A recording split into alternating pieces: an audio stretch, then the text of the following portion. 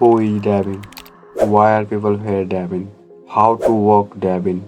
Which type of programmer replaced Devin? Let's see.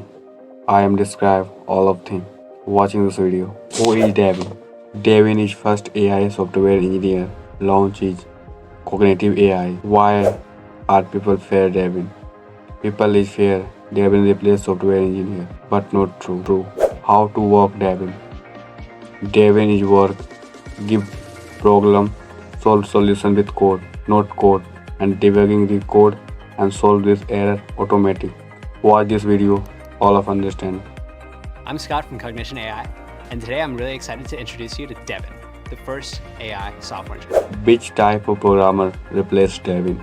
Mainly three type of programmers. First, bottom level programmer. Second, mid level programmer. And third, senior level programmer. Bottom level programmer make basic website, write simple code. Second, middle level programmer make complex website and work large code base. And third level programmer, senior level programmer, and handle huge code base, design scalable and architecture.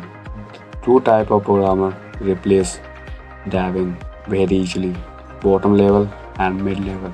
You are working your skill and learn, upgrade yourself. AI not replace software engineer. AI work with together and assist you.